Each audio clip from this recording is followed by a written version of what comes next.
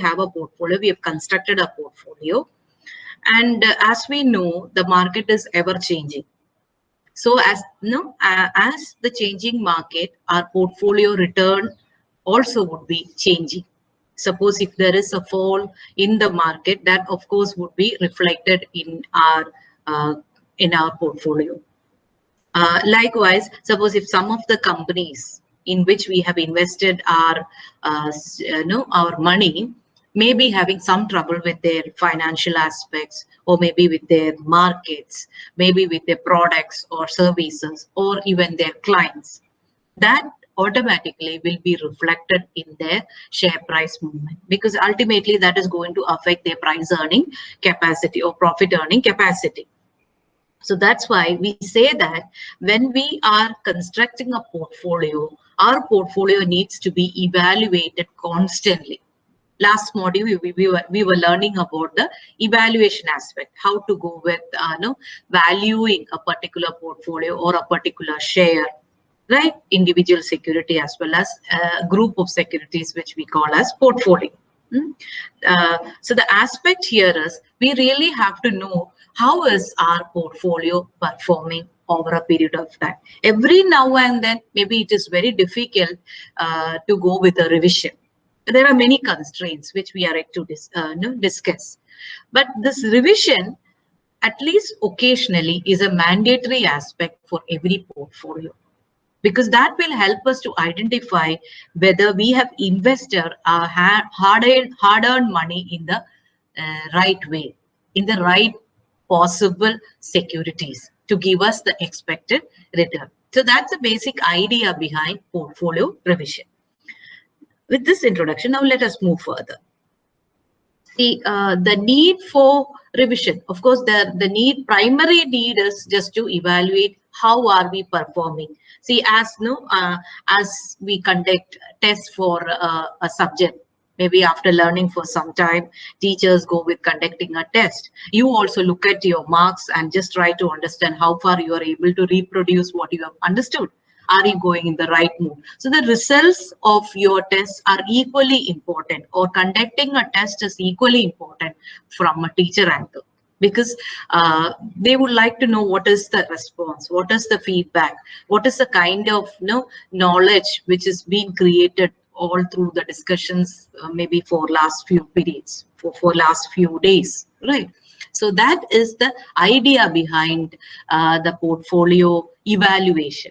So after evaluation, after looking at the performance of our portfolio, we might feel that some of it is not performing well. Some of it need a kind of replacement. Maybe we have a better option. That's a primary idea behind a portfolio evaluation and thereby a revision. Of course, other than that, there are many facts, like availability of funds. See, suppose if I am a person who had been working for long and now I'm going for a retirement, I might have a lot of money with me, which was part of my saving all through these years, right? I had been investing in different securities. Now I want to look at it from a different angle, because all these years I was working, so I could actually incur a little higher level of risk because I had a regular earnings. But during my retirement, I have fund with me. But the problem here is my risk exposure, ability to bear risk has come down. Now that I'm not really an earning person.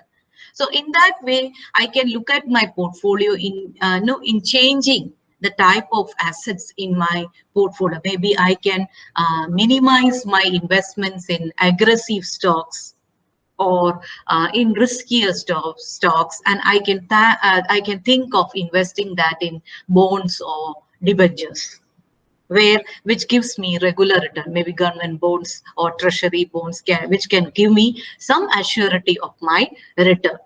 That can be one way of looking at it. Other is when I have more fund, right? Depending on my fund, I have limitations about what type of portfolio I can consider. That you know very well, right? Some of it costs just 1,000 for me to buy one share. But for some shares, it will income more than 5,000 for me to have one share of it. Right. So likewise, availability of fund can be one reason for my revision. I have more fund with me, or maybe I have less fund to be invested in a riskier asset. I want to shift that to a comfortable. No, this pandemic period, many of the investors have reduced their existing riskier portfolio and tried shifting that to a regular income because they got reduced with their regular income earning capacity, maybe type of business. No, they are doing got no the earning from that business got decreased because of the current pandemic. So they need higher regular return. So they might have shift their higher proportion of investment in the securities to more regular return giving securities. Right. So availability of fund is one reason where we look at the kind of whatever be the reason, the expected result is a higher performing portfolio or a lesser riskier portfolio. So higher return or lesser risk can be the two broad objectives behind any kind of portfolio revision. Right. Now, generally affecting factors, one can be the availability of fund. Then the second one I said, no, the change in the level of risk tolerance. Say, for example, I told the case of a retired person. Now, when a person is working, he got promoted to a higher level. So he is earning more income. So his risk tolerance has increased, or the ability to bear more risk.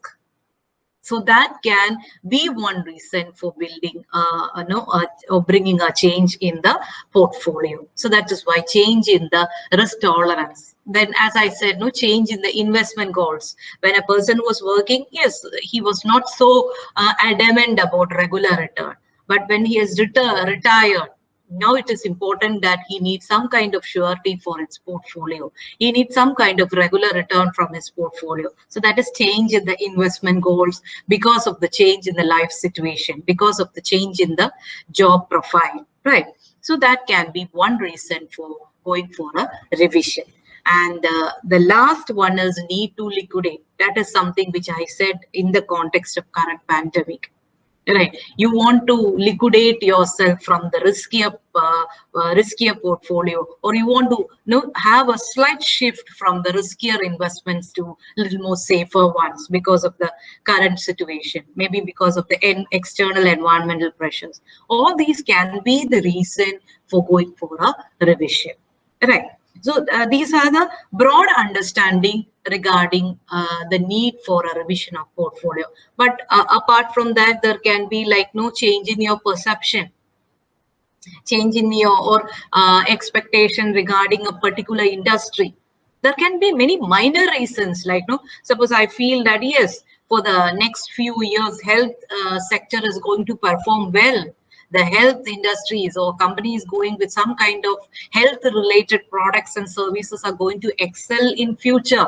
If I have a thought like that, maybe I will try to shift my investments in some of it, like construction or maybe consumer durable goods to the health services sector.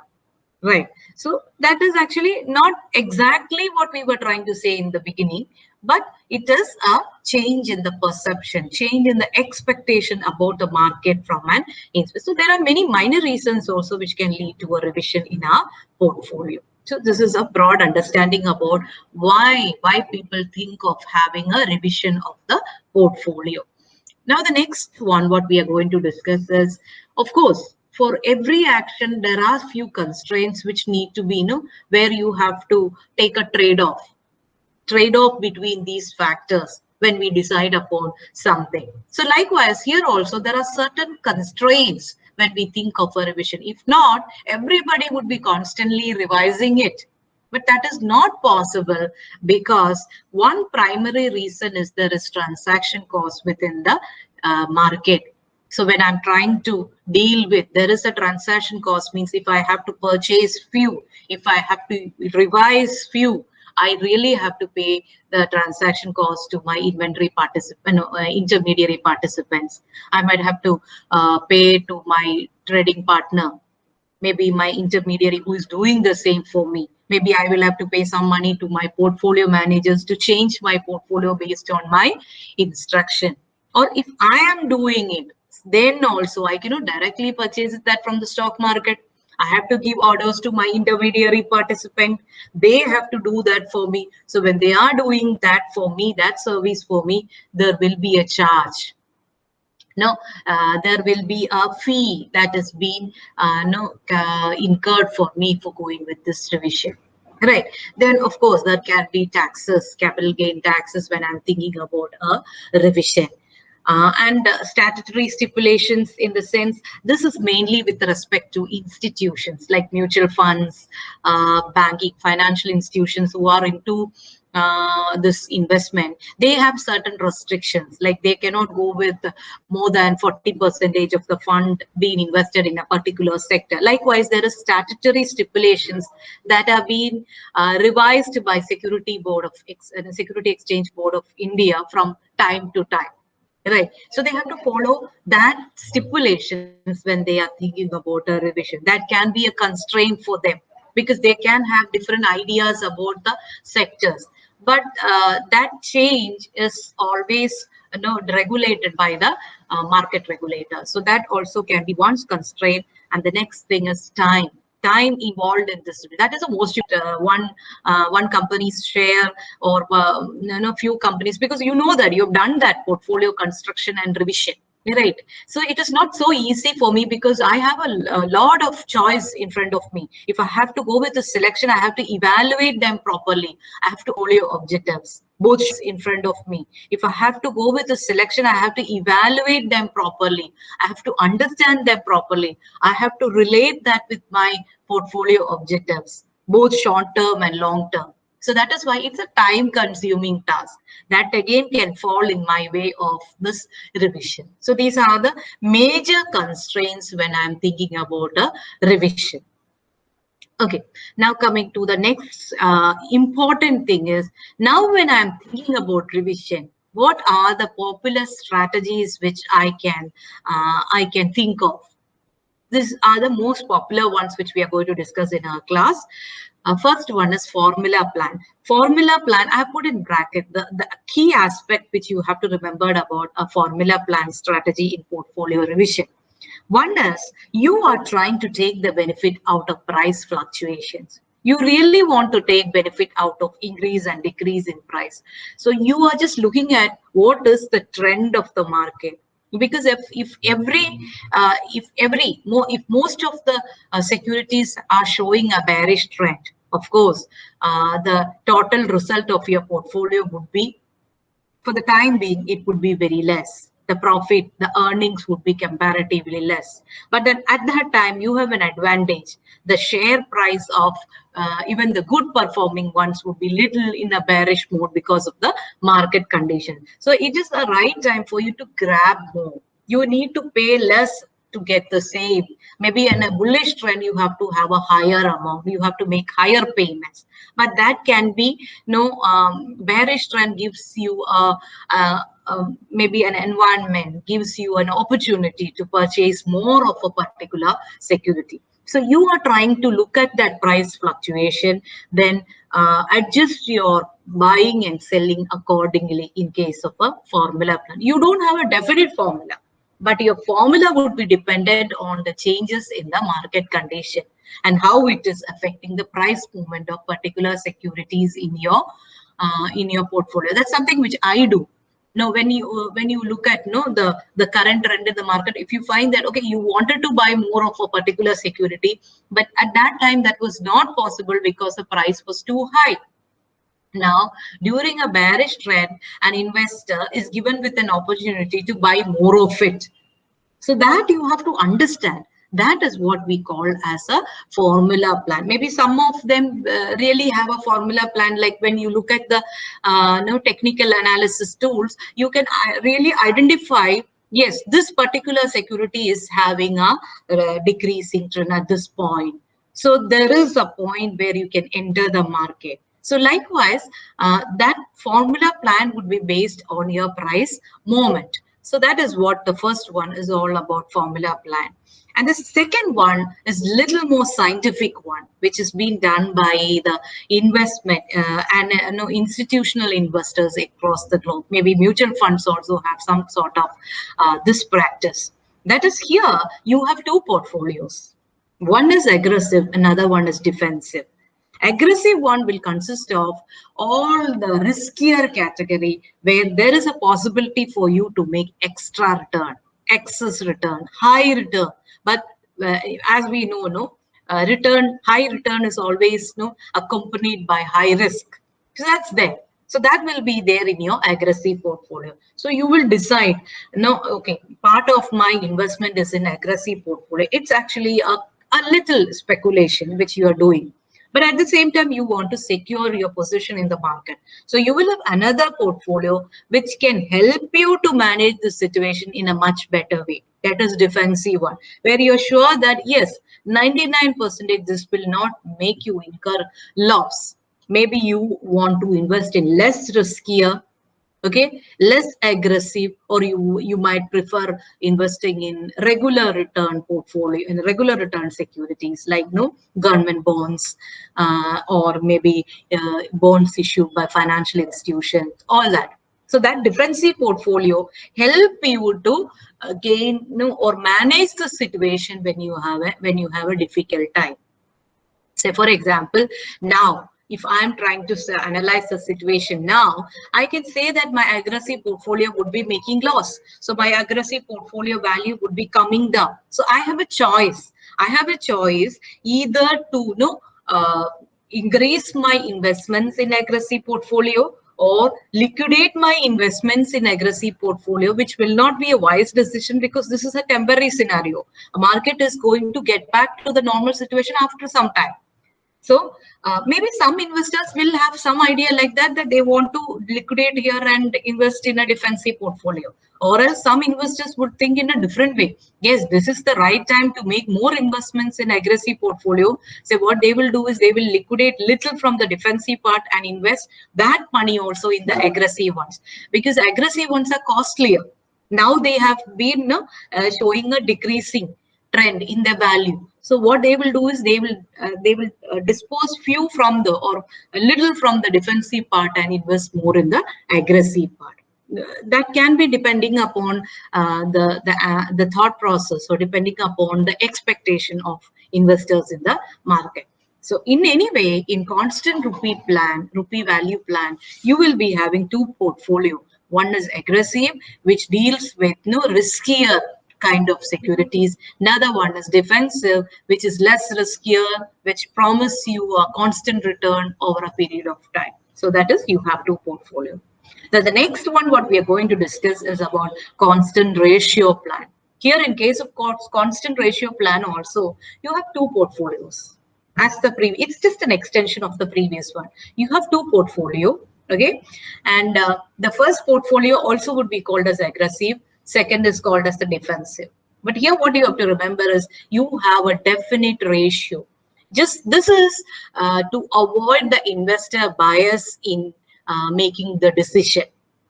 No, there are some other factors which are beyond the scientific prediction, which may lead our belief in investing in a particular security or diluting or exit from a particular investment. That is some other intuitions, maybe the herd behavior, maybe the market conditions, maybe our emotions that are guiding.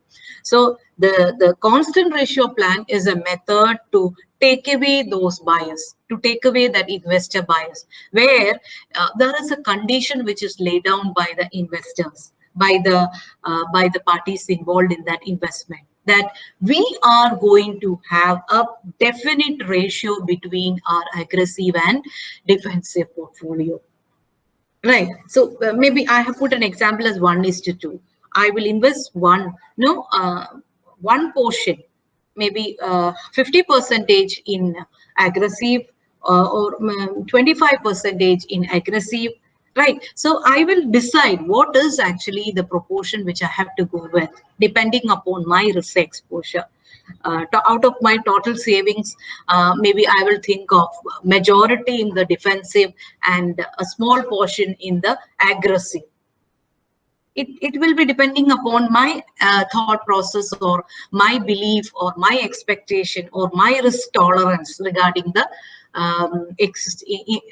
risk tolerance in the existing conditions. So that is why I have a constant ratio where I say that, okay, I am going to invest 50% of my savings in aggressive, 50% in defensive.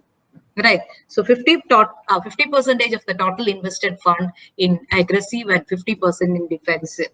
Now, what happens in between is sometimes the value of aggressive stocks may fall down, giving me a ratio of total investment value will go down. Accordingly, my proportionate increase in defensive plan would be higher when I compare with the aggressive plan because the value went down in an aggressive one. What I will do is, in this case, I will liquidate some of my defensive one and invest in my aggressive to manage that ratio.